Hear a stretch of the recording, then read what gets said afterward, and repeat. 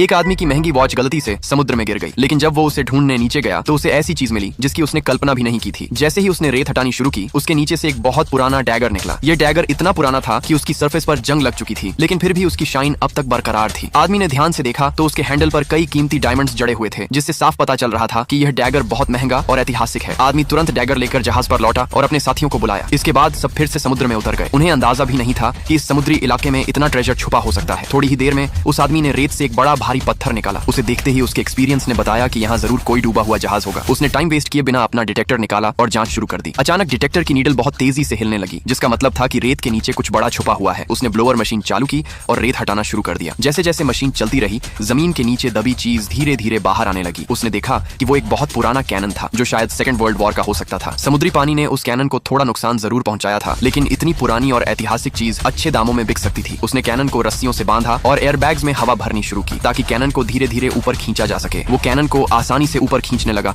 लेकिन जैसे ही वो सरफेस के पास पहुंचा, अचानक एक हाई स्पीड बोट उसके ठीक ऊपर आ गई। पता चला कि मरीन पुलिस आसपास पेट्रोल कर रही थी। उन्होंने देखा कि वहां एक जहाज खड़ा है, जबकि यह इलाका एक्सप्लोरेशन के लिए प्रोहिबिटेड था। इसलिए उन्होंने कैनन को पानी से बाहर निकालने की हिम्मत नहीं की। उसके एक साथी ने पुलिस को बातचीत में उलझाने की कोशिश की, लेकिन पानी में ज्यादा देर तक रुकना आसान नहीं था। इसी बीच पॉल ने फैसला किया कि वो थोड़ा ऑक्सीजन रिलीज करके कैनन को वापस नीचे गिरा देगा, लेकिन उसके एक साथी से गलती हो गई और उसका हाथ फिसल गया। उसने एक बार में सारा ऑक्सीजन रिलीज कर दिया। कैनन तेजी से नीचे गिरने लगा और उसका साथी भी उसके साथ खींचता चला गया। उसका एक हाथ कैनन के नीचे फंस गया। सब साथी मदद के लिए आगे आए, लेकिन कैनन इतना भारी था कि कोई उसे हिला भी नहीं पाया। ऊपर से ऑक्सीजन भी लगभग खत्म हो चुकी थी। अगर ऐसे ही चलता रहा तो सबकी जान जा सकती थी। इस संकट की घड़ी में पॉल ने दिमाग लगाया। उसने बची हुई ऑक्सीजन एयरबैग्स में भरी और पूरी ताकत से कैनन उठाने की कोशिश की। एयरबैग्स की मदद से सबने मिलकर अपने साथी को बचा लिया। जब सब जहाज पर लौटे तो देखा कि मरीन पुलिस अब भी वहां खड़ी थी, लेकिन किस्मत ने साथ दिया, क्योंकि उनके साथी नीला ने देखा कि पुलिस में से एक उसका पुराना दोस्त था। थोड़ी बातचीत के बाद उसने उन्हें वहां से जाने दिया। इस घटना के बाद पॉल को यकीन हो गया कि इस समुद्री इलाके में बहुत सारा ट्रेजर छुपा है। अगले दिन वो फिर से पूरा सामान लेकर समुद्र में उतरा। इस बार आधा घंटा भी नहीं हुआ था